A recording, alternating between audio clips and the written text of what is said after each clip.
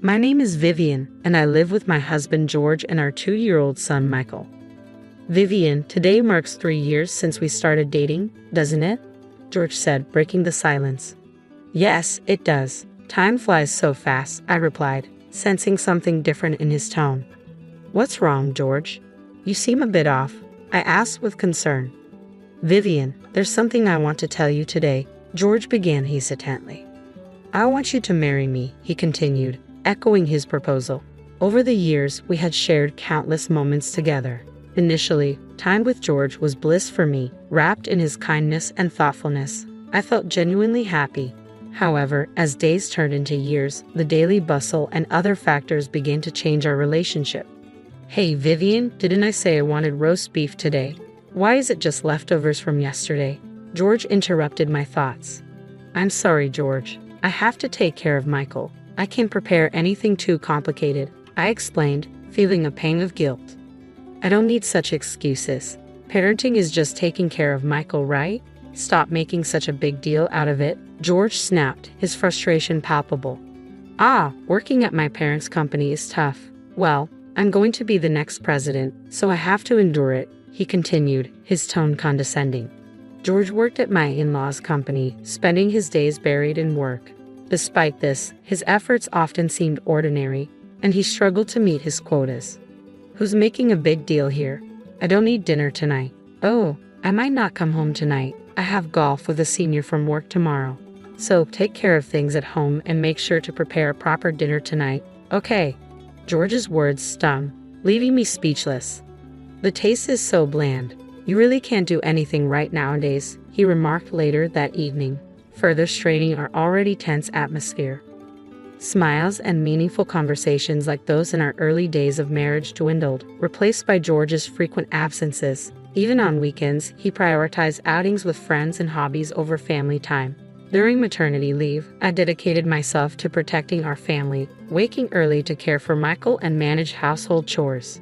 Despite my efforts, exhaustion and unspoken feelings toward George began to weigh heavily on me. Occasionally, I found solace in memories of our early marriage, the happy moments and George's infectious smile. Yet it was clear that things had changed. Mom, Michael hugged me with a smile. Michael's innocent joy brought a brief respite. Lately, he had started calling me Mom more often, a small comfort in the midst of growing distance between George and me. I spent my days hoping our relationship would rekindle as Michael grew. However, deep down, I knew our bond had already cooled. One morning, as I tidied the room before George left for work, I noticed him descending from the second floor, not in his usual suit, but in casual clothes I had never seen before. They must be new. Aren't you supposed to be at work today? I asked, puzzled. I'm going to work. I don't need a suit today, George replied dismissively. Seriously, stop nagging me. If I say it's fine, then it's fine. Don't butt in every time, he retorted sharply, leaving me at a loss for words. I was just asking, that's what's annoying. Anyway, I'm leaving now, George said, his departure through the front door feeling like an escape. I couldn't shake the feeling that he wasn't heading to his office. Where was he going? I tried not to dwell on the answer. The distance between George and me seemed to widen with each passing day. Our conversations became scarce, tinged with a cold atmosphere. The smiles and kindness from our past felt like distant memories. Now, his words were laced with criticism and sarcasm. Whether he commented on my cooking or cleaning, his sharp remarks pierced my heart. Was it all my fault? Days were spent in self-doubt, questioning why our relationship had changed so drastically. Time passed without clarity. Despite my efforts in managing the household and caring for Michael, it never seemed enough for George. The decrease in conversation and his cold demeanor hurt deeply. His once kind and considerate words had been replaced by constant critique. Something inside me broke. My love for George faded and memories of happier times became distant. A sense of indifference replaced the emptiness in my heart. What was the point of everything I had done so far? Mom, look, I made this. Michael's voice interrupted my thoughts. Oh wow, that's amazing. Did you draw this? I asked, genuinely impressed. Yeah, this one's a dog, and this is a cat, Michael explained proudly. You're really good at drawing, Michael. I praised him, his smile warming my heart. As time passed, my feelings shifted. As my love for George waned, my love for Michael deepened.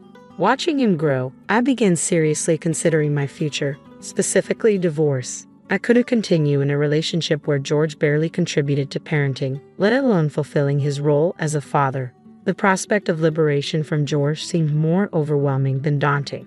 However, one concern weighed on me. On the way to a promised meeting with Michael's grandparents, we arrived at their doorstep. "Hello, Mother." "Hi, Grandma."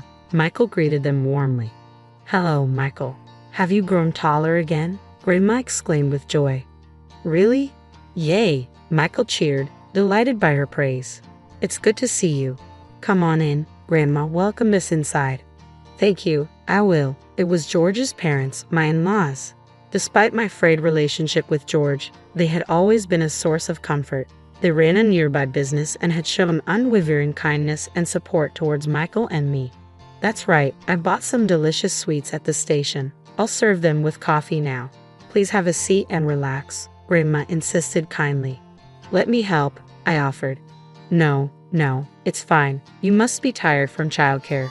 Just have a seat. You need to rest when you can," Grandma reassured me. "Thank you, Mother," I replied gratefully. My in-laws treated me like their own daughter. Their presence was a soothing balm. They invited us over almost every week, genuinely interested in our well-being. Their voices were always kind, like comforting music to me. They cherished their time with Michael, showering him with toys and playing with him every chance they got. I experienced their kindness deeply, feeling genuinely cherished. Sometimes my father-in-law would take Michael to a nearby park because he knew Michael loved birds. He even bought him a bird book once. These thoughtful gestures deepened our bond. My in-laws listened attentively to my troubles, including issues with George and domestic difficulties. They responded with understanding and compassion. Their words of encouragement and advice filled me with gratitude, bringing a warm breeze into our home. Their kindness was a great help. "I'm worried if George is causing you trouble," my mother-in-law once remarked with a troubled smile. As my father-in-law played with Michael, I couldn't help but reply with a smile. Perhaps she sensed the complexity of my relationship with George. "No, it's fine," I assured her, though her worried smile lingered. My father-in-law also showed concern for my well-being, often creating new recipes for me, knowing my love for delicious food. His thoughtful gestures and the times he comforted me while playing with Michael brought me peace. "Michael, what kind of animal shall we see next time?" my father-in-law asked playfully. "I want to see big fish next time," Michael exclaimed excitedly. "All right, let's go to the aquarium next time," my father-in-law suggested, eliciting a joyful yay from Michael. Watching them interact, I couldn't help but smile. Michael adored his grandparents, showing them a carefree smile that rarely graced his face with George. "Vivian, feel free to talk to us about anything," my mother-in-law said kindly as we were leaving. Her words pained my heart a bit. Little did she know, I was contemplating divorce from George. I didn't want to burden my in-laws or sadden them.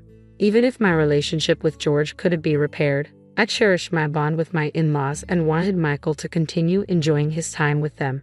I was apprehensive about opening up to them about George, fearing their reaction. Just as these worries occupied my mind, an unexpected incident unfolded. My in-laws had kindly offered to take care of Michael, allowing me to enjoy a cafe outing with a friend. "It's been a long time since we've had a cafe like this, hasn't it?" my friend remarked as we sat down, sipping our coffee. "Really, Vivian, you've seemed busy recently," she observed with concern. "Have I?" I replied vaguely, trying to brush off the worry in her eyes. "Hey, Vivian, has something happened with your husband recently?" My friend hesitated, choosing her words carefully. "What do you mean?" I asked, tilting my head in confusion. "Well, actually, I saw something the other day. I saw your husband walking with a woman. I don't know." My friend's voice trailed off, her expression troubled. For a moment, my mind went blank. Deep down, though, a part of me wasn't surprised. Reflecting on George's recent behavior, there had been signs I had chosen to ignore. My friend held my hand silently, her eyes conveying understanding. "Vivian, I think you should talk to George," she finally said gently. "Yeah, maybe. I haven't been myself lately," I admitted quietly, feeling the weight of her concern. "That's why I invited you to a cafe today," she explained softly. "Is that so? Sorry for worrying you," I apologized. "Don't apologize, Vivian. Whatever decision you make about George, I'm on your side," she assured me warmly. "Thank you." I replied gratefully, parting ways with her and heading home. Although I was initially shocked by the startling truth, strangely, I felt calm now, even a bit relieved. This revelation gave me the clarity to end my relationship with George without hesitation. Imagining a future living just with Michael, despite the uncertainties, strengthened my resolve. I needed to be strong for Michael's sake. "I'm home," I announced as I entered the house. "Ah, today was exhausting. Welcome back," George greeted me casually, not noticing my subdued demeanor. "Hey," I started, my voice steady but firm, "I've been waiting for your return," as George carelessly threw his bag on the sofa. In a low voice, I told him, "George, we need to talk." "Can it wait until after dinner?" George replied, visibly annoyed. "No, I want to talk about it now," I insisted. "What now?" "Such a hassle," George grumbled, avoiding eye contact. "Well, this situation is your fault, isn't it?" I confronted him. "Huh? What are you talking about?" George looked puzzled, but there was a flicker of unease in his eyes. "I heard from my friend. Is it true that you were walking with another woman?" I pressed, my voice steady. George's reaction was undeniable confirmation. His face changed color instantly, and his eyes darted around, searching for an escape. "That must be a mistake. Your friend saw, right?" George stammered. "She heard your voice and even knows the store you two went into. Shall I confirm it with the store staff?" I challenged, feeling a surge of boldness. "It's useless to hide it," I continued as George struggled for words. "Damn it," George spat out bitterly, his anger surfacing. "Yeah, that's right. Her name is Zoe. Unlike you, she's perfect at work, in housekeeping, and she's cute. She even said she likes me, even though I'm married." "Yeah, that just shows how attractive I am, right?" George mocked, his tone cutting. "I loved you, George, even though you're married," he mimicked Zoe's words. Would a normal woman approach a married man like that? There must be more to it, I reasoned, but George's dismissive attitude was clear. "Why should I feel bad for you and Michael? You should be ashamed for not supporting me more in my hard work," George retorted defensively. "I heard from your father and mother that you hadn't even met your work quotas. Can you still say you're working hard?" I shot back, feeling the weight of disappointment. "I'm doing things my way. I'm going to be the next president, so don't interfere," George asserted arrogantly. "I doubt you'll ever become president," I stated quietly, my resolve hardening. "What did you say?" George's voice rose. "Fine, I'm done with you. Let's divorce," I declared firmly, unable to bear his excuses any longer. "I'll divorce you and marry Zoe. Do whatever you want," George pointed at me, his words sharp and hurtful. "Don't talk bad about Zoe. You're just jealous of her, aren't you?" George accused, misinterpreting my stunned silence for shock. "That's not the case," I replied quietly. "I'll show you. You'll regret this when you come begging to me later," George shouted angrily, storming out of the house, likely heading to Zoe's place. Impulsively, I tried to follow him but tripped over a slightly lifted carpet edge. I fell hard, hitting my back against the table with a sharp pain I had never felt before. Overwhelmed by the intense agony, I groaned, unable to move. Crawling towards my smartphone nearby, I dialed for an ambulance as darkness threatened to engulf me. "Mom, where am I?" Michael's voice brought me back when I woke up. I lay in the hospital bed, my head spinning and my body itching all over. A nurse quickly came to my aid and called a doctor. Seeing my anxious state, they explained what had happened and tried to calm my nerves. "It's okay, you'll gradually recover," the nurse assured me. "Yes, thank you," I managed, trying to absorb the news. "Anyway, it's good that your life isn't in danger," the doctor added. However, the results of the subsequent examination shocked me deeply. The fall had caused spinal cord damage, making it difficult for me to walk. I was informed that I would need a wheelchair, and my life would change drastically. After being discharged, life at home proved more challenging than I had anticipated. I realized I couldn't manage household chores, childcare, or even take care of myself alone. At the suggestion of my in-laws, I decided to live with them for a while. Since I couldn't rely on George for help and with Michael there too, I had no choice but to lean on their kindness. They must have been suspicious of George's absence despite my condition. I knew I had to tell them the truth soon. Just as I contemplated this, the front door of my in-laws' house swung open with a loud noise. "George, where have you been?" ignoring calls when Vivian is in such a condition, my mother-in-law scolded as George entered. So, she's really in a wheelchair, huh? George scoffed, looking at my condition. A useless woman who can't do household chores or childcare is of no use to me. Hurry up and divorce me and pay me compensation for all the trouble. How can you say such a thing to Vivian? My father-in-law interjected, shocked. It's okay, Mom, Dad, I murmured weakly, feeling the weight of George's callous words. Vivian, let's get a divorce, George declared coldly. I'm sorry, Father, Mother, I whispered, tears welling up in my eyes.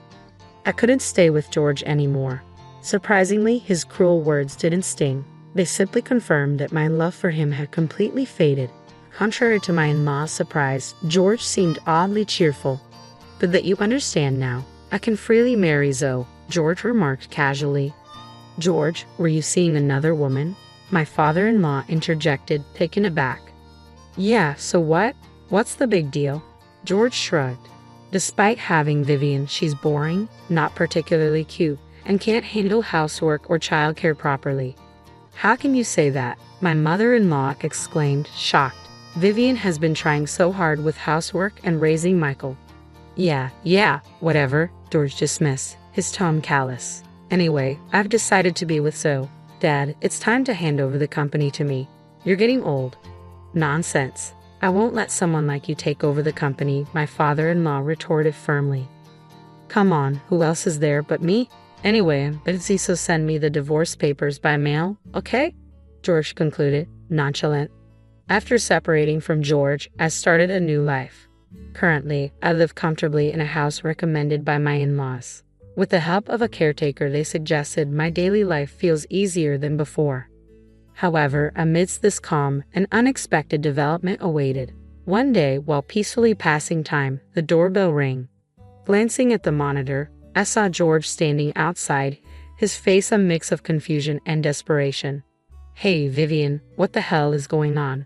George blurted out. George, what's up? I replied calmly, masking my surprise.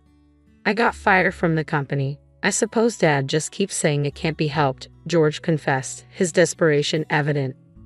Oh dear, I murmured sympathetically. Mom and Dad are saying you're no longer our son. We're cutting ties with you, George continued, his voice tinged with disbelief. That's tough, I responded quietly, trying to process his sudden vulnerability. I didn't know about the stocks. I had no idea you owned 90% of my parents' company's stocks.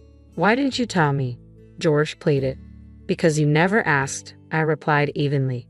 You're supposed to disclose that kind of thing, even if I don't ask. So, what do you want to say in the end? I asked, trying to gauge his intentions. You know what I want. I want you to cancel my dismissal. You're the one who fired me, right? If you own that much of the company, you can undo my firing, George implored desperately. That's right. Please, Vivian. I've been rejected from all other company interviews. No other company will hire me except the current one, George pleaded, his desperation palpable. If you thought that, you should have worked more seriously. I'll work seriously from now on, so please cancel my firing. You don't have to worry about being fired. Zoe can support you, can't she? Zoe dumped me the moment she realized I couldn't become president. She was only interested in my position, George admitted bitterly. I thought as much, I replied calmly, my heart unmoved. Please, Vivian, you're all I have left. Let's get married again. It would be better for you too, right? George proposed, his voice tinged with hope.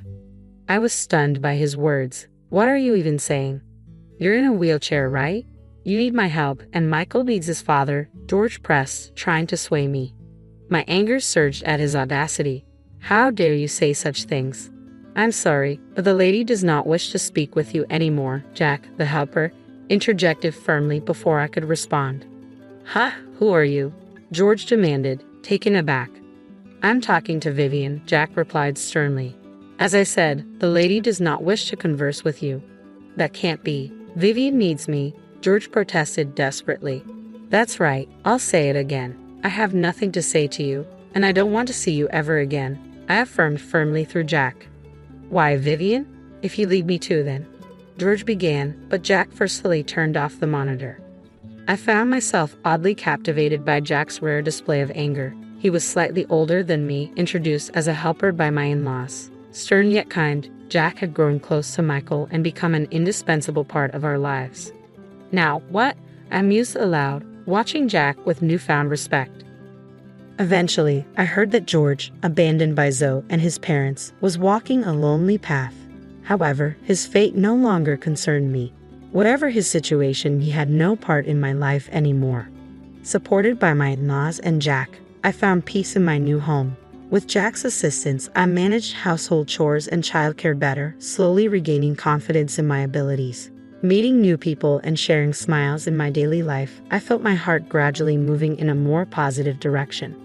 Though my past with George was challenging, I had overcome it and discovered a new me. Our paths had diverged. George may be filled with regrets on his lonely path, but I was walking towards a new future. This future was filled with peaceful days and happiness, surrounded by beloved people.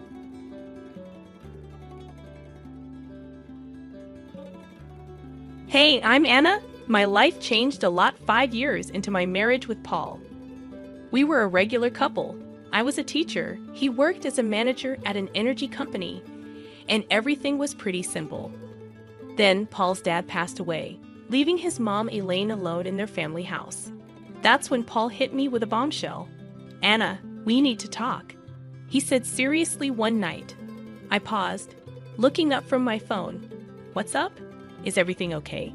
He took a deep breath and said, it's about Mom. She's alone in that old house since Dad passed. I think we should move in with her. My stomach dropped. Move in with Elaine? You know we barely get along, I protested. Paul leaned against the kitchen counter, firm in his expression. I know, but she's my mom, and she's struggling. Plus, we're just burning money on this rented apartment. I sighed, running a hand through my hair. But this is our space, our home. Moving in with your mom is a whole different ballgame. Paul pleaded, please, Anna. It's not just about the space. It's about family. Mom needs us. I felt cornered. Does your mom need us, or do you need your mom? I asked. Paul frowned. That's not fair, Anna. It's not like I'm asking you to live in a dump. It's a huge house, plenty of room for all of us.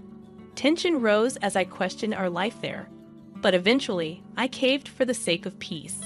Moving day was uncomfortable. Elaine's house was this imposing old structure with echoing rooms and a constant chill. Elaine greeted us with a stiff smile, saying, "Welcome to my home. I expect you to respect my ways." I forced a smile, saying, "Of course, Elaine. We appreciate you letting us stay." Living with Elaine felt like living with a hawk. She had a comment for everything: how to put dishes away, how much to water the plants. One night, after a particularly harsh critique on my cooking, I exploded to Paul in our room. "I can't do a damn thing right for your mother. It's like living with a drill sergeant." Paul rubbed his temples, equally frustrated.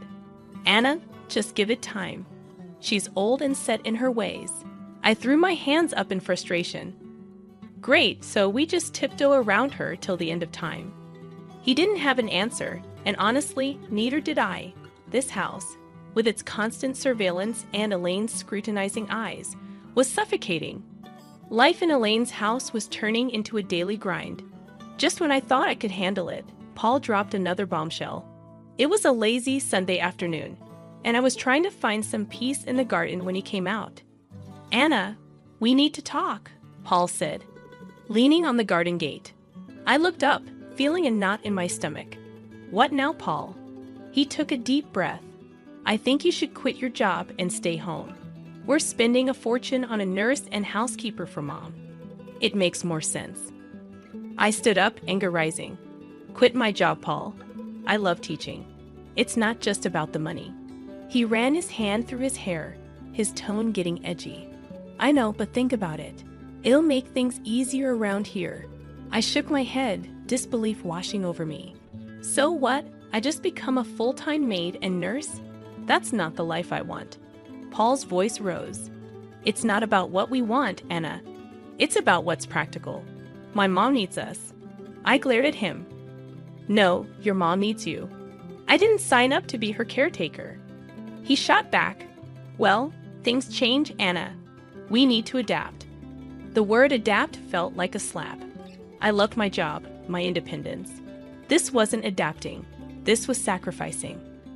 You know what, Paul? Fine, I'll do it, but don't expect me to be happy about it. He sighed, a look of relief crossing his face. Thank you, Anna. It means a lot. But it didn't feel like a victory. Quitting my job felt like losing a part of myself. The days that followed were even harder. I had become a full-time housekeeper, nurse, and cook. Elaine, as always, had her 2 cents to add about everything. Those curtains need a wash, she'd say, or the soup is too salty. It was endless. One day, I snapped. Elaine was criticizing the way I ironed her clothes, and I couldn't take it anymore. Elaine, can you just stop? I'm doing my best here, I said, feeling frustrated. She looked taken aback. Well, I'm sorry if I have standards, Anna. I threw the iron down, my voice shaking. I'm not your servant, Elaine. I'm your son's wife. I'm here trying to help, and all you do is criticize me. There was a moment of tense silence, and then Elaine's expression softened slightly. I know you're trying, Anna. I'm just used to things a certain way. I sighed, feeling the tension drain out of me. I know, Elaine, but I'm not you. I have my way of doing things. From that day on, things were slightly better. Elaine toned down her criticisms, and I tried to accommodate her quirks. It was a fragile truce, but it was better than the constant battles. As time dragged on in Elaine's house, the atmosphere grew tenser, almost suffocating. Paul's behavior became increasingly distant and elusive. He was consistently late from work, and when he was home, it was as if he was invisible, retreating to the spare room like it was his sanctuary. One evening, unable to bear the silence and distance any longer, I cornered him in the kitchen. Paul, what's going on with you? You're hardly here, and when you are, it's like you're not even my husband anymore, I said, leaning against the counter with my arms folded. He'd avoided eye contact, absent-mindedly stirring his coffee. Work's a nightmare right now, Anna. Just piles of stress, he replied. I leaned back, still concerned. I get stressed, Paul, but this feels like you're shutting me out. You're here, but you're not really here. He exhaled heavily, his gaze fixed on his coffee. I don't know what you want me to say, Anna. I'm just really tied up with stuff. I wanted to believe him, to understand, but something inside me screamed that there was more to it than he let on. Then there was Lucy, Paul's sister, who made it her mission to add to the tension. Each visit from her was a trial. She'd look around the house with a sneer and quip, still stuck in this old dump, huh? I usually bit my tongue, but one day her taunts hit a nerve. Not all of us have the luxury to mooch off others. Lucy, I shot back. She cackled, her voice grating on my nerves. Oh, look at you playing the martyr in a haunted house. Pathetic. I clenched my jaw, holding back a barrage of words. Paul, ever the silent bystander, offered no defense. His silence was like another jab, another confirmation of the growing gulf between us. The biggest shift, however, came with Elaine one day. She called for Lucy, her voice frail and desperate. Lucy, I need help with a bath. I can't manage on my own anymore. Lucy's response was cold and cutting. Help yourself, Mom. I'm not your caretaker. Elaine broke down in tears, and despite our rocky history, I couldn't leave her in that state. I assisted Elaine with the bath, and something changed between us that day. Elaine started to warm up to me, treating me less like an intruder and more like a daughter. It was a welcome change, but it also emphasized how far Paul and I had drifted apart. Despite Elaine's newfound warmth, the house felt colder and emptier. The walls seemed to echo with a growing silence between Paul and me, a chasm widening with each passing day. The chill in our home grew colder as Paul's late nights at work became the norm, and our conversations turned into mere whispers of their former selves.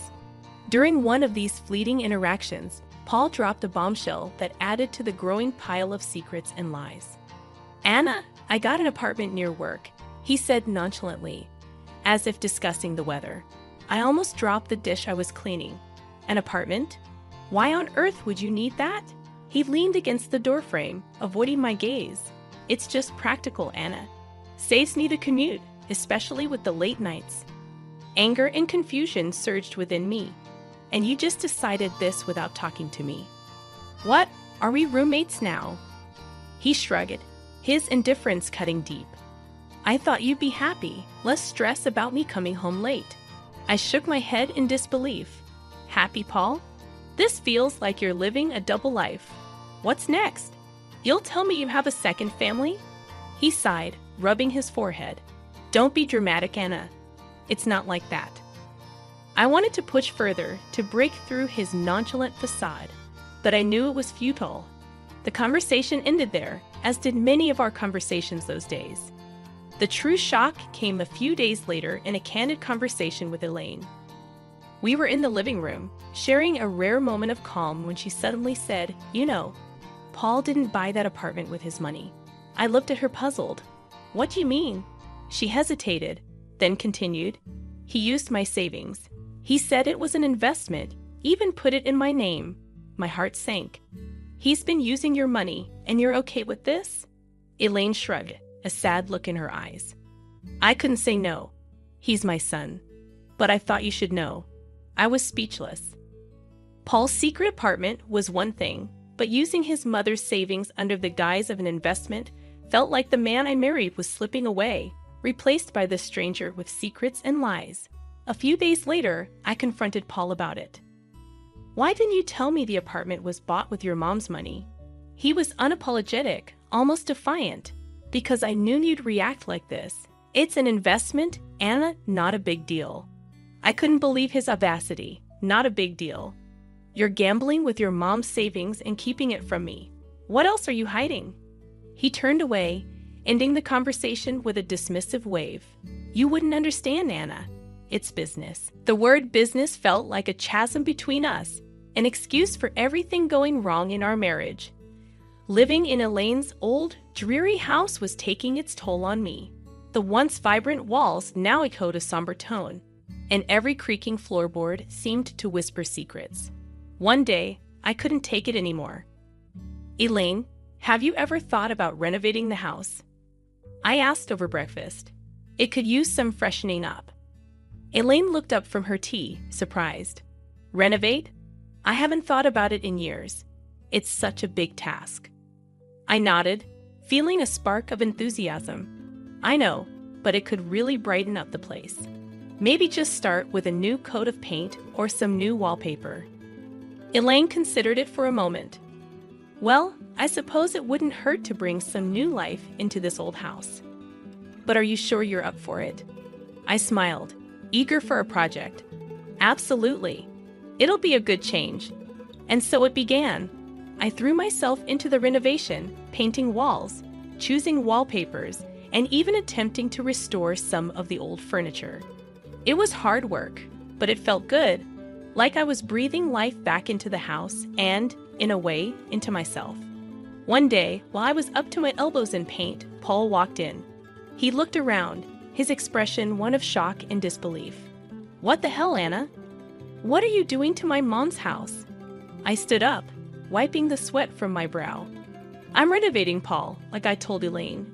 It's time this place got a little love and care. Paul's face hardened. You had no right to start changing things without asking me. This is my family home, not some DIY project. My temper rose. Your home? When was the last time you even cared about this place, Paul? I'm doing something good here. He took a step closer, his voice rising. You're overstepping, Anna. You always do this. Take control and push everyone else aside. I stared at him incredulously. Take control, Paul. I'm trying to make this gloomy place livable. Maybe if you spent more time here, you'd see that. Before Paul could retort, Elaine walked in. What's all this noise about? Paul turned to her. Mom, did you know about this? About her changing the house? Elaine looked from me to Paul, then back again. Yes, I did, and I'm glad she's doing it. This house needed a change, and Anna's doing a wonderful job. Paul looked like he'd been slapped. But it's our family home. Elaine cut him off, her tone firm. It's my home, Paul, and I want this. Anna has every right to do what she's doing. Paul stormed out of the room, leaving me and Elaine in an awkward silence. I felt a mix of victory and sadness. The house was transforming, but the gap between Paul and me seemed to only grow wider. The day Elaine suffered her stroke, our world turned upside down. I was there, witnessing her sudden decline, her words slurring, her body weakening. Panic gripped me as I called for help, my voice quivering with fear. In the hospital, the grim reality set in. Elaine needed constant care. I looked to Paul for support, but he was distant, his eyes void of the usual concern. "Anna, I can't deal with this." "I have enough on my plate," he said, his voice cold. I was stunned. "You can't deal with this, Paul. She's your mother." He shrugged, his response cutting like a knife. "Yeah, and she's been a burden for years. This is just the cherry on top." I couldn't hide my disgust. "She's not a burden, Paul. She's family. She needs us." His laugh was bitter. "Us? No, Anna. She needs you. I've got other things to handle." I was left speechless, my respect for him sinking. I took it upon myself to care for Elaine. It was hard watching the once strong woman confined to a bed, dependent for every little thing. As I became Elaine's primary caregiver, Paul's visits grew rarer, and his indifference more apparent. His visits were short, his conversations with Elaine brief and superficial. Then Lucy came. I overheard them in the living room, their words like venom. "We should start thinking about the will, dividing the assets," Lucy said, her voice devoid of any emotion. I burst into the room, fury coursing through my veins. "How can you be so heartless, discussing her will right in front of her? She's still here." Lucy smirked, her words sharp. "Oh, look who's talking, the saintly daughter-in-law. This is our family's matter. Stay out of it." Paul chimed in, his voice laced with cynicism.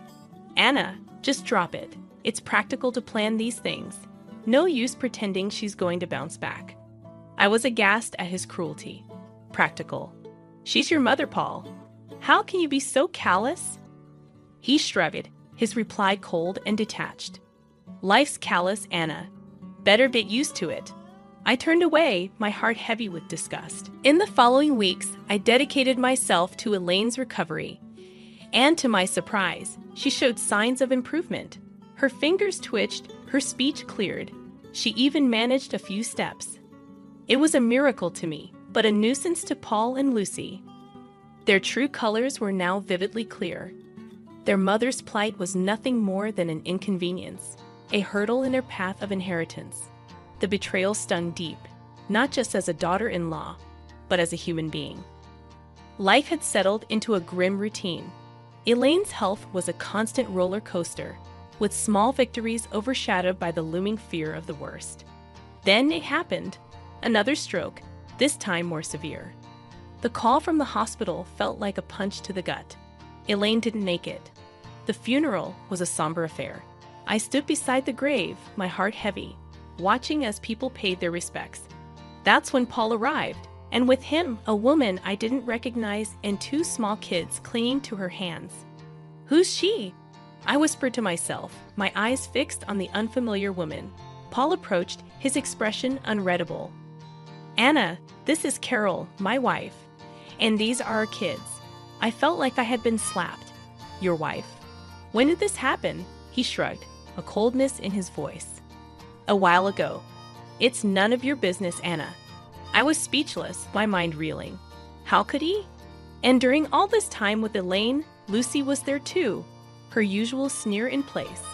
"Finally showing your true colors, Anna? Playing the grieving daughter-in-law. It's a bit late for that." I glared at her, my voice laced with contempt. "I was here for Elaine when you both abandoned her." "Don't you dare judge me," Paul interjected. "Let's just get this over with.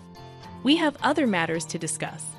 After the funeral ended and the gathering moved to Elaine's house for the will reading, Paul and Lucy were like vultures, eagerly awaiting their share. The lawyer began reading the will, and that's when the bombshell dropped. Everything, the house, the money, all of it was left to me. Paul's face went from smug to shocked. "What the hell? This can't be right." Lucy was fuming. She was our mother. How could she leave everything to this nobody? I stood there stunned, not sure how to feel. Happy. Vindicated, it all felt hollow. Paul turned to me, his voice filled with accusation. You manipulated her, didn't you? Turned her against us. I shook my head, disbelief and anger mixing in my voice. I did nothing but care for her, which is more than I can say for you. The lawyer intervened. Elaine was very clear in her will. Lucy was seething. This is not the end. We'll contest this. There's no way we're letting her get away with this. As they left in a huff, I stood there alone in the house that was now legally mine, the walls that had witnessed so much pain, betrayal, and love. I looked around, feeling the weight of Elaine's last act of kindness and the burden of a broken family. The house felt different now, like it was echoing with Elaine's last wishes. I was sitting there, holding the will, still trying to get my head around everything. Elaine had left it all to me, and Paul and Lucy were raging mad about it. They came back the next day, all fired up. You really think you can just take everything? Paul burst out as soon as he stepped in. I looked up, tired but standing my ground. Elaine decided this, Paul. It was her choice. Lucy was red in the face, yelling, You tricked a sick old lady. We won't let you get away with this. I stood up, fed up with their nonsense. Tricked. I was there for her, unlike you two. She chose to leave it to me. Paul was fuming. So you think you've beaten us? You think you can just snatch everything away? I let out a heavy sigh. I didn't snatch anything, Paul. Elaine gave it to me because she knew I actually cared. Their yelling didn't stop, but it was just noise against the truth I knew. I was there for Elaine when they weren't. The lawyer showed up with a video Elaine had made. Her voice filled the room, and she said it clear as day. I left everything to Anna because she was like the daughter I never had. She was there when my own kids weren't. She deserves it all. The room went quiet. Paul looked like he had been punched in the gut, and Lucy started crying, finally realizing what they had done. After that, Paul and Lucy left, and all their threats just fell flat. I was alone in the big house, surrounded by the past and thinking about the future. I decided to divorce Paul. It was tough, but it had to be done. He and his new family had to move to a rental place. Lucy had her own mess to deal with. Her debts and bad choices were catching up to her. As for me, I was standing in my new house, feeling sad but also kind of excited. Elaine's will wasn't just about the house and money. It was like she was telling me to be strong and make my own way. I decided to start over, use what Elaine left me to build something new for myself. The house, once a reminder of tough times, was now a place for new beginnings.